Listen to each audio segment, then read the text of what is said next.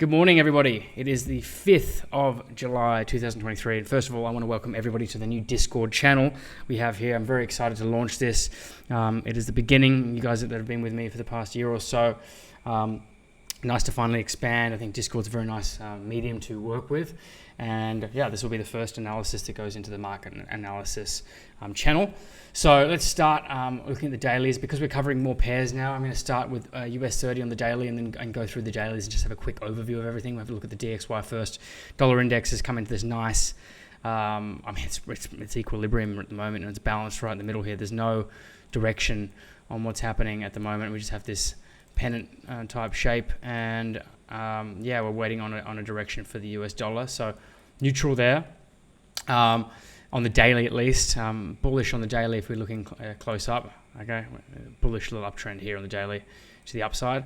So we are seeing the currencies and indices and whatnot have some pressure from the US dollar at the moment. There is US dollar strength on the interim. But on a large scale, we're really bunching up here into it's neutral in terms of a long-term trend. As we go through here, we're going to look at the British pound and the daily strong uptrend, okay, but selling off, okay, at the moment on the daily, short-term daily here to the downside, pulling back to this area of supply here at 26. So we saw that pullback the other day, and it does seem to be sitting in this area now. See at 127.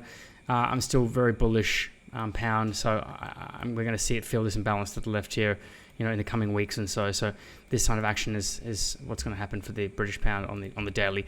US 30, okay, waiting to pierce 34,500. We've been trying to pierce this really since August last year. It's our first touch, and we bottomed out here in October, and then pushed back to the upside. So Dow Jones is still not free of this supply zone at the moment.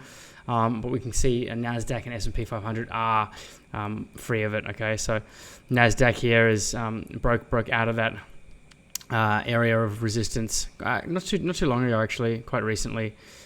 Tech stocks have been doing well and propping up the US economy.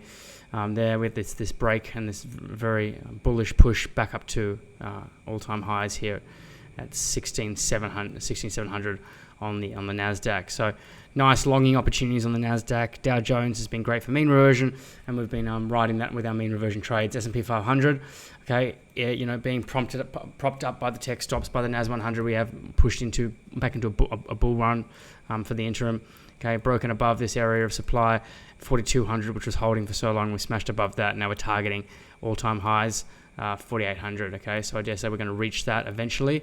Work this area. The next area, of course, is this area here, our supply zone.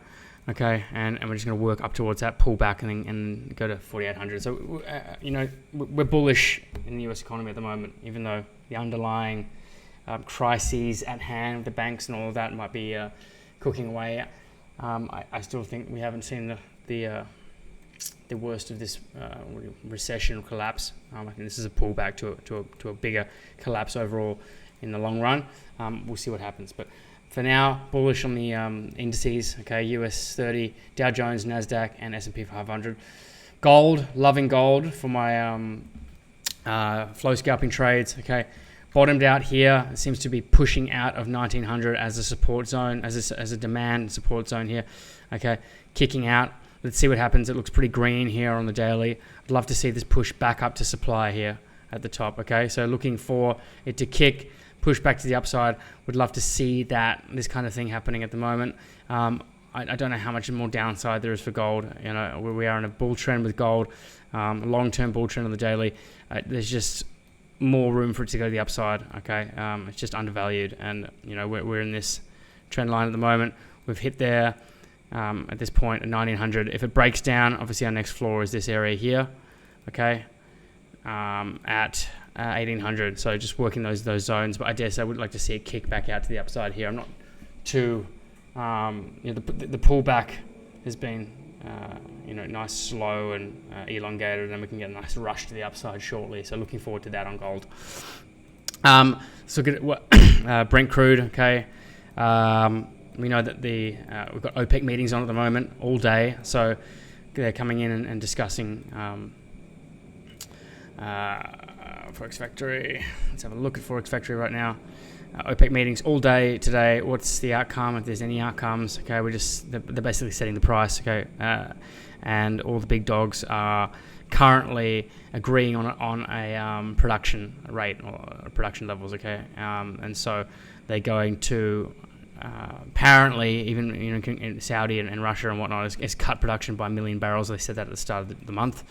And then that would bring Saudi Arabia's bank deficit or the economy deficit back up to break even. Okay, so that means the price of oil needs to get up to 80, 81 for that. So looks like we're pulling out of this demand zone. This demand zone here is held strong at 72, and looking for a kick. Up to here at least, maybe up to here. Okay, so some bullishness after such a strong collapse.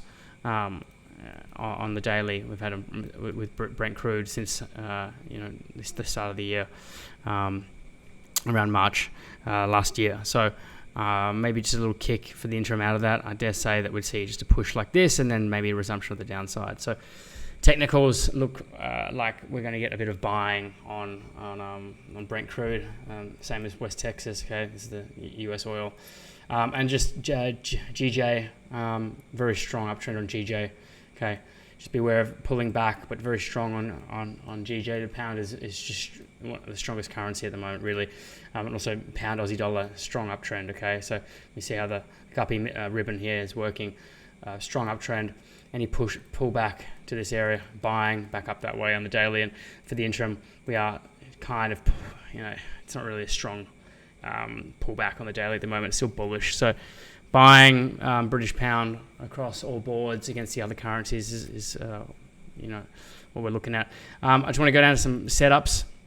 Had a nice setup on, just looking at the 5-minute setups. Okay, nice setup on oil earlier today during the OPEC meetings with this big, beautiful trade here at the bottom of on the 5-minute. Hit the bottom of the river. Okay, in line with this demand zone here. Okay. Bottom of the river, perfect. It would have been a nice 2-to-1 trade if you're trading London session. Okay, if you get gold, oil come into it, back into the bottom of the river, get on that, buy that thing. It's happening around London lunchtimes, London opens in London. So here we have a nice buy there, a pullback and a nice buy here. I'm not doing anything else. I'm not shorting oil at the moment. I did do it. Any buy that you take around the bottom of the river is pretty nice on oil. Okay, it's showing up really well here all the time.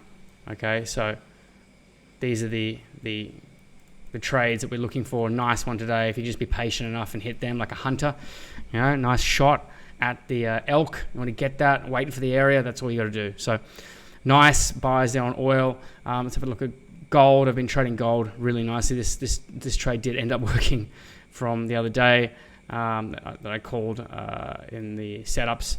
I believe that was my stop loss. If I look at what the setup was, I don't like to wait that long for a trade to mature. But if we look at Discord here, love this Balinese internet. I'm wired in right now. All right, where are we? Let's have a look at. All right, so where are we? We're if we look at our trade setups. This was the trade I put in, okay, and the stop loss was just above here at 19.3513. So we see that I closed at break even because it didn't go for it, but we see that trade 19.3513. So trade would have eventually worked, okay, during the London session. So if you want happy to leave that on through the session, you go there. It works the zones perfectly.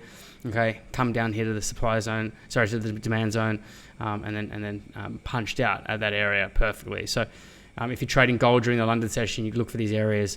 Okay, it works the areas always. What happened here is I came in and then it didn't work immediately, so I got out of break even.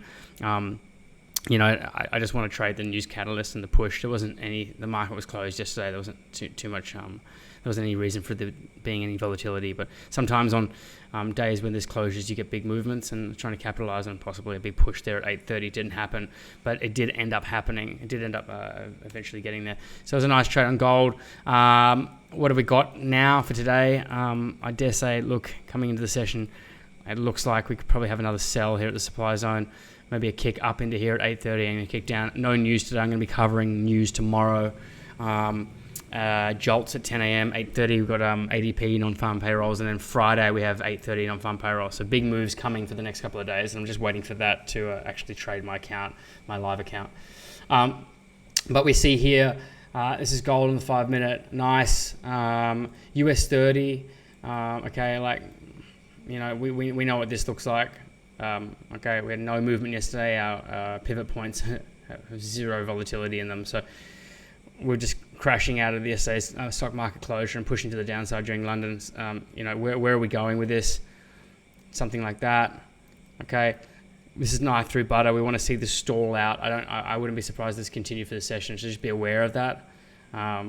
But just the angle is very steep here on the 5 minute, so we don't want to be getting into those angles and buying. Unless this balances out into this kind of action here. If it balances out into this kind of action here, you could probably jump on. Let's have a look at the 1 hour for US 30.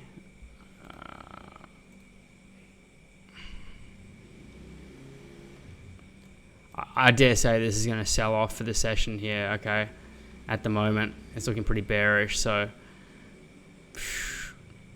yeah, I wouldn't be buying and holding to the other side of the riverbank. I'd be coming back up here.